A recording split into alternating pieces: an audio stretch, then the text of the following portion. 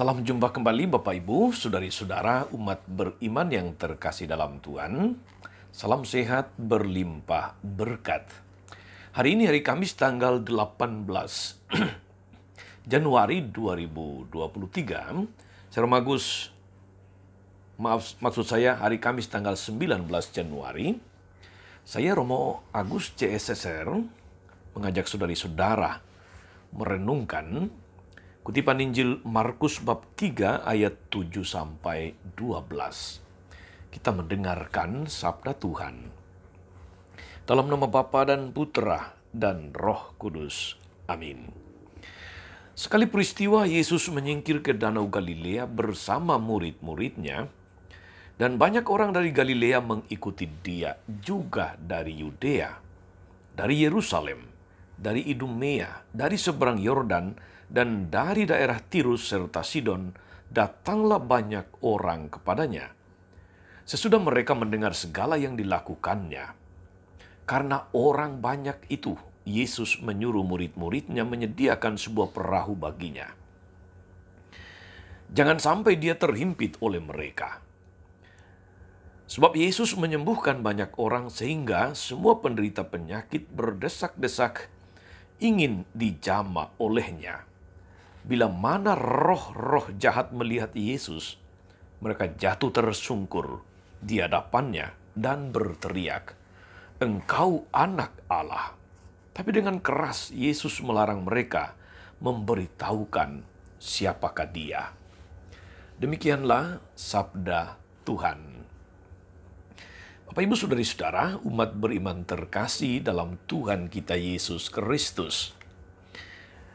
Kita mendengarkan dalam Injil hari ini banyak orang dari berbagai macam tempat datang ingin mendengar pengajaran Yesus yang luar biasa. Sangat jelas bagi kita bahwa Yesus mempunyai daya pikat yang luar biasa.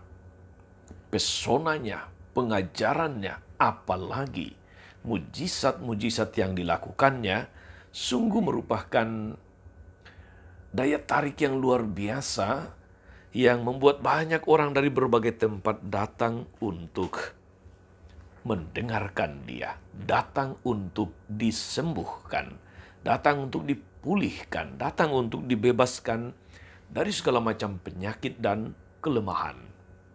Saudari-saudara, ketika ada kesempatan di mana Yesus bisa dijumpai secara langsung, orang-orang tidak ingin menyia-nyiakan kesempatan itu. Mereka tidak ingin melewatkan kesempatan itu. Mereka mau melihat dan mengalami sendiri, mendengar dari mulutnya sendiri, mendengar dengan telinga mereka sendiri, segala ajaran dan karya Yesus.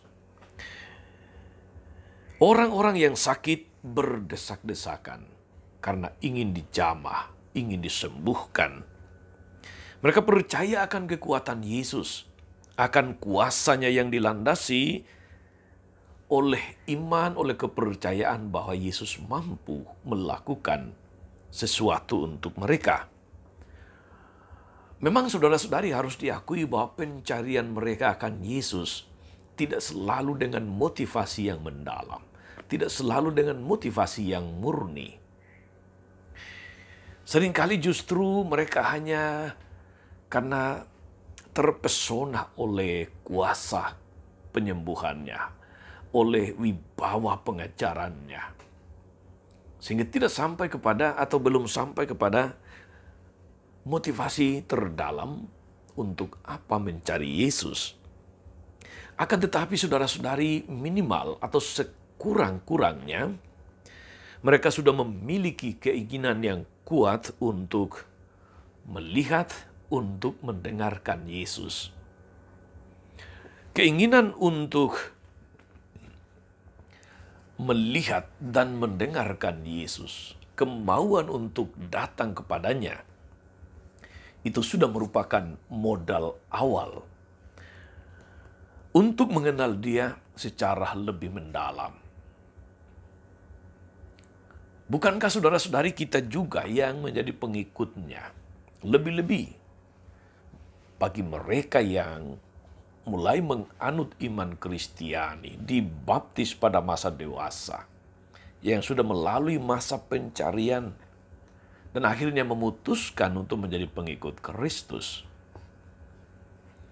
mereka memiliki kemauan untuk mencari Dia, keinginan untuk mempelajari siapa Dia, dan pada akhirnya mengambil keputusan untuk menjadi pengikut Kristus.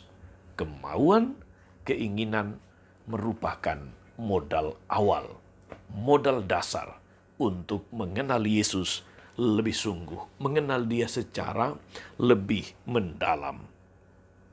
Saudari-saudara, pertanyaan untuk kita yang sudah menjadi pengikut Kristus,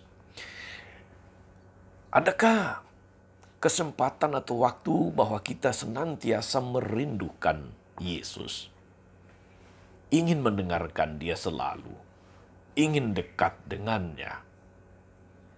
Itu kita bisa melihat, saudara-saudari, dalam rutinitas kita sebagai orang beriman. Adakah kita selalu rindu untuk berdoa, rindu mendengarkan sabdanya? Adakah kita rajin merayakan Ekaristi? Karena itu menunjukkan apakah kita punya kemauan, punya kerinduan untuk mendengar Dia, kerinduan untuk dikuatkan, kemauan untuk datang kepadanya untuk memperoleh kekuatan, memperoleh peneguhan, memperoleh kelegaan. Ini poin yang pertama, saudara-saudari. Poin yang kedua, dan ini juga menjadi sangat penting untuk kita sebagai orang-orang beriman, saudara-saudari. Dalam bagian akhir dari perikop Injil hari ini kita mendengarkan bahwa Yesus melarang orang yang telah dibebaskan dari roh-roh jahat untuk menyerukan siapa Dia. Pertanyaannya adalah mengapa Yesus melarang? Ketika mereka berteriak, "Engkau anak Allah, engkau putra Allah." Saudari-saudara, anggaplah ini sebagai katekese untuk kita, bahwa menjadi bangsa yang terjajah, bangsa yang tertindas, saudari-saudara, itu membuat gerakan nasionalisme bangsa Yahudi itu menguat, menjadi sangat sensitif. Mereka ingin terbebas dari penjajahan Romawi. Maka gelar sebagai Mesias, putra Allah, dapat menyentil perasaan nasionalisme mereka dan menyulut pemberontakan. Mereka melihat Yesus sebagai seorang pahlawan yang bisa membebaskan mereka, seorang yang punya kemampuan untuk memimpin mereka, membebaskan dari cengkraman bangsa Romawi pada masa itu. Dan jika itu terjadi, saudara-saudari, maka kedatangan Yesus demi keselamatan manusia menjadi gerakan nasionalisme sempit. Itu tentu saja akan membuat misi Yesus tidak akan terlaksana dengan baik. Dia tidak datang sebagai pahlawan politik. Dia tidak datang sebagai orang yang akan memimpin pemberontakan, mengusir penjajah. Justru disinilah, saudara-saudari, letak pintarnya iblis, cerdiknya iblis. Jangan mengira, saudara-saudari, iblis itu bodoh. Jangan mengira iblis itu dungu. Iblis itu pintar. Dia tahu memanfaatkan situasi. Dia tahu kapan dia akan menggunakan kesempatan di mana orang bisa dijebak ke dalam tujuan yang ingin dicapai iblis itu, untuk menggagalkan rencana keselamatan yang dibawa, yang menjadi misi Yesus sendiri. Menyerukan siapa Yesus sebagai putra Allah, itu akan sekali lagi, saudara-saudari, memantik nasionalisme sempit dan menutup peluang Yesus untuk berkarya bagi bangsa-bangsa lain. Tindakan Yesus melarang roh-roh jahat, saudari-saudara, itu menjadi sangat tepat justru untuk menjaga kemurnian daripada rencana keselamatan Allah. Saudari-saudara, umat beriman yang diberkati oleh Tuhan kita Yesus Kristus, Yesus datang sebagai Mesias, Sang Juru Selamat. Dan jalannya bukan jalan perang, tapi jalan pengorbanan, jalan pelayanan tanpa pamrih. Dan akan melalui jalan salib untuk sampai kepada tujuan dia datang, menyelamatkan manusia. Pelayanannya adalah pelayanan yang penuh cinta, penuh pengorbanan. Jalannya adalah jalan salib. Maka pewartaan kita, saudari-saudara, ini menjadi penting untuk kita pada poin yang ini. Pewartaan kita harus juga menampilkan citra Yesus yang begitu terbuka, yang penuh kasih, yang membebaskan dari segala macam sakit, dari segala macam kelemahan, dari segala macam kungkungan, beban-beban kukuk yang menindas. Ini sekaligus menjadi tantangan serius untuk kita, saudari-saudara. Jangan pernah mewartakan Yesus sebagai sekedar pembuat mujizat. Jangan pernah mewartakan Yesus yang seolah-olah memanjakan manusia. Jangan pernah mewartakan Yesus yang seakan-akan mengikuti dia tidak ada salib, tidak ada penderitaan. Jangan mewartakan Yesus yang akan meninabobokan manusia. Wartakanlah dia yang melalui jalan salib.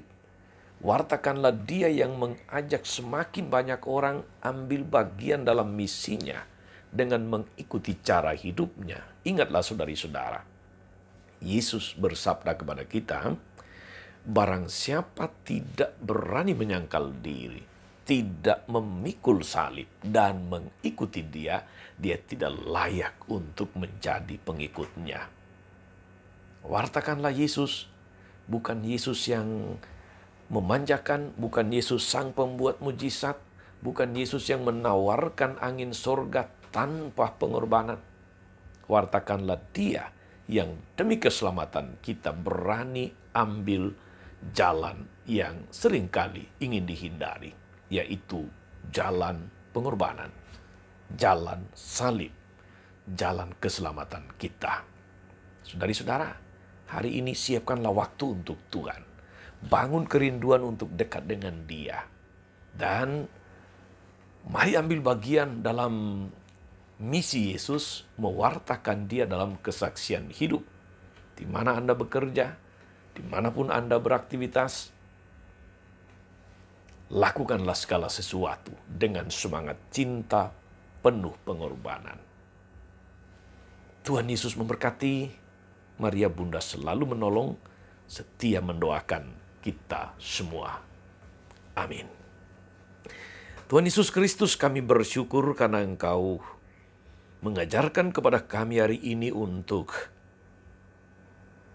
berani membangun niat, berani membangun kemauan untuk datang dekat padamu, mendengarkan Engkau, sehingga kami punya modal untuk mewartakan Engkau dalam segala kesaksian hidup kami. Kuatkan kami agar kami boleh dengan iman yang teguh dan mantap ambil bagian di jalan yang telah Engkau tunjukkan kepada kami. Jalan cinta penuh pengorbanan, jalan kasih yang tulus tanpa pamrih.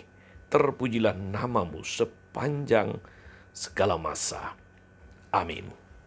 Saudari-saudara sekalian, berkat Allah turun atas saudari-saudara, atas mereka yang kita doakan atau kita janjikan doa. Mereka yang sakit dan menderita, segala rencana, karya dan pelayanan hari ini, Bapa dan Putra dan Roh Kudus. Amin. Tetap sehat, tetaplah menjadi berkat.